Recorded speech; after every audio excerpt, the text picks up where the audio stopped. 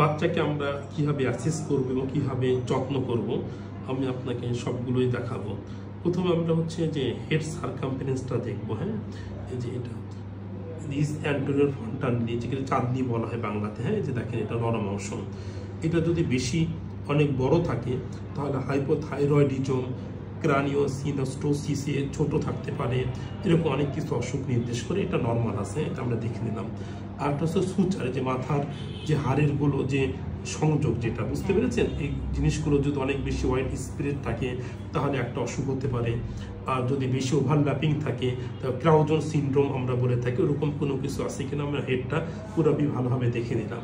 দেখে নেওয়ার পর বাচ্চা দেখেন আমি যদি বেশি হাত দিই তাহলে the baby will cry and will be discomfortable, তাহলে বাচ্চাটা কান্না করবে এবং বিরক্ত হবে।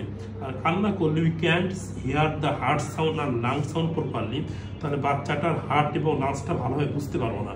তো এই জন্য আমরা আগে বাচ্চা কান্না না করার আগেই হচ্ছে আমি তার লাংসটা দেখবো। কি কি দেখবো? বায়োল্যাটারাল গুড এয়ার এন্ট্রি, অর্থাৎ দুই লাংসে সমানভাবে এয়ার এন্ট্রি, বাতাস ঢুকছে কিনা, সে ভালোভাবে পুরো নিঃশ্বাস নিতে পারতেছে কিনা, কোনো অ্যাবনর্মাল সাউন্ড, অ্যাডেড সাউন্ড যেমন ক্রিপিটেশনস, রংকাই বা ট্রান্সমিটেড সাউন্ড আছে কিনা, এবং তার সাথে সাথে আমরা রেসপিরেটরি রেটটাও মাপবো, অর্থাৎ প্রতি মিনিটে নিঃশ্বাস কতবার নিচ্ছে। এটা আমরা বুকের ওঠানামা দেখেও মাপতে পারি, এই রেসপিরেশনের সময় যে সাউন্ড হয় এটা দিয়েও মাপতে পারি। আর একটা খুব ইম্পর্টেন্ট যে কার্ডিওভাস্কুলার সিস্টেম, বিশেষ করে প্রিপোর্টিয়ামটা এক্সামিনেশন করা, এটা মাইট্রাল এরিয়া। এখানে আমরা হার্ট রেটটা দেখব, এটা হচ্ছে ট্রাইকাসপিড এরিয়া। বাচ্চাদের একটা জন্মগতভাবে হার্টের ছিদ্র অসুখ, যেটাকে ভিএসটি বলা হয়, ভেন্ট্রিকুলার শিফটার ডিফেক্ট, এই সাউন্ডটা এখানে খুব ভালো শোনা যায়। এর জন্য এরকম কোনো কিছু আছে না জন্মগতভাবে হার্টের ছিদ্র বা সমস্যা, এটা খুব আমরা ভালোভাবে দেখব। তারপর এখানে আমরা দেখব এএসডি বা পিএস, হ্যাঁ, বা পিডিএ, আমরা হচ্ছে এটা পালমোনারি এরিয়াতে দেখবো। তারপর অ্যাওয়ার্টিক এরিয়াতে দেখবো অ্যাওয়ার্টিক রিগার্জিটেশন, কোয়ার্টেশন অ্যাওয়ার্টা, ওরকম কোনো কিছু আছে কিনা। আর বাবু তো আমার দিকে তাকাইলো চোখ খুলে, তাই না? সাথে তো আমি কি দেখলাম, তার জন্ডিসটা ইয়েলোইশ কালার আছে কিনা এটা আমরা দেখলাম সাথে সাথে। হ্যাঁ, তাছাড়া আমরা অবজার্ভ করি, যে কালারটা দেখবো, কালারটা খুব ইম্পর্টেন্ট। নর্মালি বাচ্চাদের পিঙ্ক থাকবে, থেকে লাল আছে। ইফ দ্য বেবি ব্ল্যাক, কালো যদি থাকে, অথবা ব্লুইশ নীল থাকে, তাহলে বুঝতে হবে যে দেয়ার ইজ অক্সিজেন ডিফিসিয়েন্সি, মানে তার শরীরে অক্সিজেন ঘাটতি আছে। Maybe this is pneumonia, or maybe congenital heart disease, or maybe cold, অর্থাৎ অনেক সময় বাচ্চাদের ঠান্ডা থাকার কারণে হাত পাগুলো ঠান্ডা হয়ে যায়। ঠান্ডা হয়ে গেলে দেখবেন যে এখানে নীল বা কালো হয়ে যাচ্ছে, এটা খুব কমন। আর যদি মুখে নীল বা কালো থাকে তাহলে বুঝতে হবে যে বাচ্চার কোনো হার্টের অথবা লাংসের সমস্যা থাকতে পারে, খুব ভালোভাবে ইভ্যালুয়েট করতে হবে। সেগুলো আমি সব কিছুই দেখতেছি। আর আমরা একটা সিআরটি দেবো, ক্যাপিলারি রিফিল টাইম। কীভাবে মাপি দেখি? 1 and 2 and 3 and 4 and 5 and 6 and 7 and 8। দেখেন 8 বলার আগে কিন্তু এই যে সাদা হয়ে গেছিল, এটা আবার লাল হয়ে গেল, মানে তার ব্লাড প্রবাহ ভালো আছে, এটা আমরা দেখব। তারপরে আমরা এখানে আম্বিলিকাসটা দেখব। আম্বিলিকাসটা দেখব যে তার কোনো প্রকার আম্বিলিকাল ইনফেকশন বা কোনো উজিং বা অন্য কোনো কিছু আছে কিনা। তারপরে আমরা দেখব যে তার পিঠটা, ব্যাক এক্সামিনেশনটা খুবই ইম্পর্টেন্ট। হ্যাঁ, আচ্ছা, বাবুটাকে আমার করে দিয়ে দেন, তাহলে বাবুটাকে ধরা শিখায় দেয়। বাবুকে ধরতে হবে কিভাবে? এই যে তাকান, এই যে মাথাটা ধরতে হবে, কারণ নেক কন্ট্রোল অ্যাপিয়ার্স অ্যাট 3 months, অর্থাৎ ঘাড় কন্ট্রোল বাচ্চা আসে হচ্ছে 3 মাস বয়সে, বুঝতে পেরেছেন? এই জন্য আমরা হচ্ছে নেকটা খুব ভালোভাবে সাপোর্ট দিয়ে রাখবো, ঠিক আছে? তারপর আমরা এখানে ব্যাক অ্যান্ড স্পাইনটা খুব ভালোভাবে কাপড়ের নিচ দিক দেখাবে দেখে নিব। আর আমরা তার সাথে সাথে আমি জেনিটালিয়া, অ্যানাল অরিফিস এবং মেল বেবিদের ক্ষেত্রে টেস্টিস, এগুলো খুব ভালোভাবে দেখবো। আর তার সাথে সাথে আমরা কিন্তু সবগুলো রিফ্লেক্সগুলো দেখতেছি। এই যে দেখেন, the baby is very good looking well active, বাচ্চা কত সুন্দর হাত পা নাড়াচ্ছে, তাই না? হাসি খুশি আছে, চেহারা টারা, এগুলোই ভালো লক্ষণ। This indicates the baby is, দেখেন আপনার দিকে তাকাচ্ছে, baby is active and healthy. আচ্ছা, এখন আমরা কয়েকটা গুরুত্বপূর্ণ পরামর্শ দিব, বাবুকে কোলে নেন।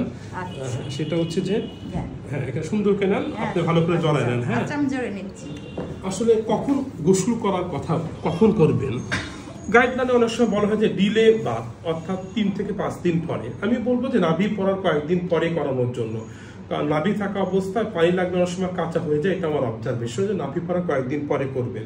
আর কি খাবার খাওয়াবেন, সবচেয়ে ব্রেস্ট মিল্ক হচ্ছে আইডিয়াল ফুড। বুকের দুধ 6 মাস পর্যন্ত, 6 কমপ্লিটেড মান্থ, অর্থাৎ 6 মাস পর্যন্ত শুধু বুকের দুধ খাবে, not a single drop of water, অর্থাৎ 1 ফোঁটা পানিও না। বুঝতে পেরেছেন? আর বুকের দুধ কম হলে সেজন্য আমরা মাকে কিছু অ্যাডভাইস দিব এবং কিছু সাপ্লিমেন্টারি ভিটামিন মিনারেলস দিয়ে দিব। 1, 2, 3 নাম্বার হচ্ছে গুরুত্বপূর্ণ কথা, যে হচ্ছে 6 মাসের পর তারপর কি খাবেন, সেটা হচ্ছে best ideal food for the baby after winning, অর্থাৎ বুকের দুধের পাশাপাশি 6 মাসের পর থেকে যে খিচুড়ি। এবং খিচুড়িটা কিভাবে তৈরি করবেন, সেখানে যতটুকু চাল নেবেন, 1 মুষ্টি চাল, অর্ধেক ডাল, সেখানে পর্যাপ্ত তেল দিবেন এবং লবণ দিতে হবে এবং মশলাও দিতে হবে এবং মিষ্টি কুমড়া, চাল কুমড়া, পেঁপে, লাউ এগুলো দিবেন এবং সেখানে অবশ্যই ডিমের কুসুম এবং কলিজা এগুলো দিবেন। অনেকে ভয় পায় যে লবণ দিলে বাচ্চার ক্ষতি হবে বা মশলা দিলে বাচ্চার পেটের ক্ষতি হবে। না, এটা একেবারে না দিলে, একেবারে সাদা থাকলে বাচ্চা স্বাদ পাবে না, ফলে খিচুড়ি খাবে না, ফলে বাচ্চার গ্রোথ ফেইলার হবে। লবণ একটা স্টাডি দেখা গেছে যে 6 থেকে 9 মাস পর্যন্ত বা 12 মাস পর্যন্ত যেসব বাচ্চাকে খিচুড়িতে লবণ দিয়ে খাওয়ানো হয়েছে আর যেসব বাচ্চাকে খিচুড়িতে লবণ দিয়ে খাওয়ানো হয় নাই, তো দেখা গেছে যে যেসব বাচ্চাকে লবণ ছাড়া খাওয়ানো হয়েছে তারা স্বাদ পায় না, খিচুড়ি আর খায় নাই, ফলে তাদের ওয়েটটা কমে যেতে শুরু করছে। যেসব বাচ্চাকে লবণ দিয়ে খাওয়ানো হয়েছে, আমরা তো লবণ দিয়েই খাই নর্মালি, তো সেসব বাচ্চার অ্যাপিটাইট ঠিক ছিল এবং সেসব পরবর্তী বাচ্চাদের ওয়েট গেইন এবং গ্রোথটা ভালো ছিল। আর ভ্যাকসিনটা ঠিক মতো দিয়ে নিতে হবে, অর্থাৎ সময় মতো টিকাটা কমপ্লিট করতে হবে। আমার মনে হয় অনেকগুলো গুরুত্বপূর্ণ অ্যাডভাইস আমি দিয়েছি। আর আপনার যদি কিছু জানার থাকে আমাকে জিজ্ঞাসা করতে পারেন।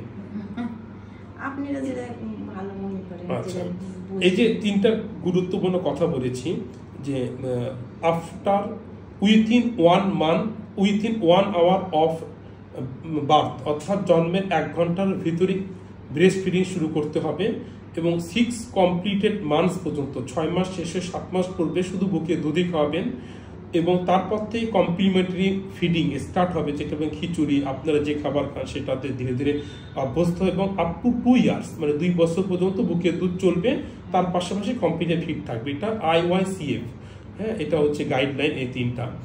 আর এই তো মোটামুটি টেন্ডার লাভিং, এটা গুরুত্বপূর্ণ। আর যে কোনো খারাপ লক্ষণ কি বাচ্চার, যদি বাচ্চা দেখা যাচ্ছে যে দুর্বল হয়ে যাচ্ছে, খুব বেশি বাচ্চার শরীর গরম হয়ে গেছে বা ঠান্ডা হয়ে গেছে, দেখেন কি সুন্দর হাত পা নাড়াচ্ছে, একদম হাত পা নাড়ানো বন্ধ হয়ে গেছে, বা খিঁচুনি হয়েছে বাচ্চার, এরকম কোনো কিছু খারাপ যদি হয়, বা শ্বাস নিঃশ্বাস নেওয়ার সময় বুক ভিতর থেকে নেমে যাচ্ছে, ঘন ঘন নিঃশ্বাস নিচ্ছে, বাচ্চা কালো বা নীল হয়ে যাচ্ছে, এবার যা খাচ্ছে সেটাই বমি করে দিচ্ছে, কিছুই খেতে পারছে না, এরকম কোনো কিছু হলে দ্রুত হাসপাতালে নিয়ে আসবেন। এগুলো ডেঞ্জার সাইন, সবকিছুই বলে দিলাম। এখন আপনার বাচ্চা আলহামদুলিল্লাহ ভালো আছে, আলহামদুলিল্লাহ, আল্লাহ তোমাদের সব ভালো আছে, কিন্তু সবার জন্য উপদেশটা দিয়ে দিলাম।